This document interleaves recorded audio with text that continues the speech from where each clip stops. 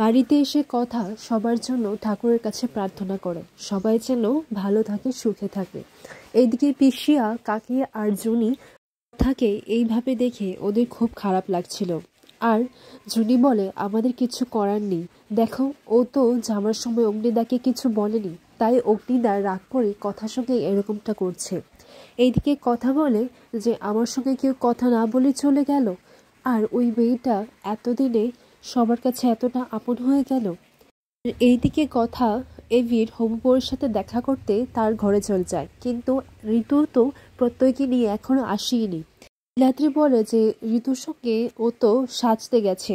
তখন কথা বলে, ও ঋতুর সঙ্গে সাজতেও চলে গেছে, তার মানে ওর সঙ্গে এতটা বন্ধুত্ব হয়ে গেছে। এরপর ঋতু প্রত্যয়কে নিয়ে আসে, আর ঋতু আপনি আপনি করে বলছিল বলে কথা বলে, এই কি ঋতু, তুই ওনাকে আপনি করে বলছিস কেন, তোর তো বন্ধু হয়। তখন ঋতু বলে, হ্যাঁ আপনিই তো বলি আমি। এরপর আঁকি এসে পুরো ব্যাপারটাকে ম্যানেজ করে নেয়। এদিকে কথা বলে, আচ্ছা তোমার নামটা কি? তখন এভি ভাবতে লাগে, প্র্যাটি তো এখনই নার্ভাস হয়ে যাবে, আমাকেই কভার দিতে হবে। তখন এভি বলে চাপা, আর এদিকে প্রত্যয় বলে ফেলে কনক। তখন কথা বলে যে দুটো নাম। এরপর সঞ্চিতা বলে, আসলে ওর নাম কনক চাপা, তাই আমরা ওকে কনক বলেই ডাকি।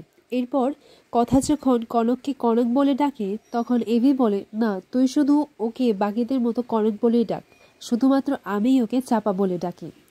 এরপর এইদিকে দেখা যায় নীলাদ্রি বলে, কনক চাপা হচ্ছে পাচকবাবুর মায়ের বান্ধবীর মেয়ে, মানে ও হচ্ছে গুরুমার মেয়ে। এরপর সঞ্চিতা বলে, হ্যাঁ আসলে তোমাকে আর কি বলবো বলো তো কথা, আসলে আমার বান্ধবীর সাথে কথা হয়েছিল, আর এভাবে আমিও ওকে কথা দিয়ে ফেলেছিলাম। এখন তো আর কথা টালাতে পারে না, বলো, কথা তো রাখতেই হবে। এরপর কথা যখন প্রত্যয়কে বাড়ির বউদের নিয়ম কারণ দেখাতে লাগে কি কি করতে হবে, তখন প্রত্যয় তার সুরে বলে, হ্যাঁ জানি। তখন কথা বলে, ওমা একে গলাটা এতটা চেনা চেনা মনে হলো কেন? তখন কনক আবার মেয়ের সুরে বলে যে, না আসলে ঠান্ডা লেগে গেছে তো, তাই গলাটা একটু ধরে গেছে। এমনিতেও কনক তার চেহারাটা দেখায়নি, কারণ ও বলেছিল যে যদি তোমার মনের মতো পাত্র চাও তাহলে তোমার রূপ আর কাউকেই দেখাবে না।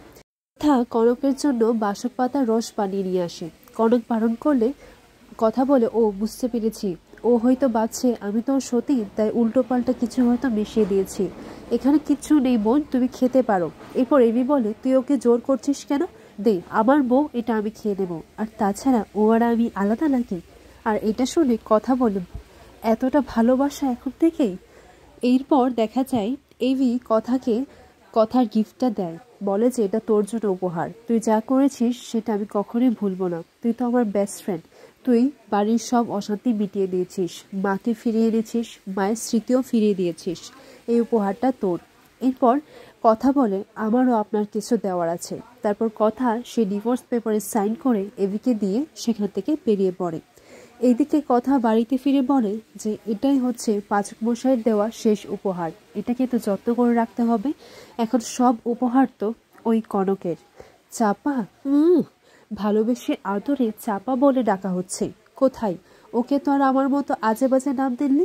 অবশ্য কনক তো হচ্ছে মায়ের পছন্দ করা মেয়ে, উনি তো কনককে ভালোই বাসবেন। আগামী পর্বে দেখা যায় এভির গায়ে হলুদের পর্ব হয়। তখন ঠাম্মি বলে যে এখন কিন্তু এই গায়ে হলুদটাই কথার গায়েও ছোঁয়াতে হবে। তখন এভি বলে, ঠাম ওসব তুমি চিন্তা করো না, দেখোই না আমি কি করি। এরপর দেখা যায় এভি সাধু বাবার ছদ্মবেশে কথার সঙ্গে দেখা করে।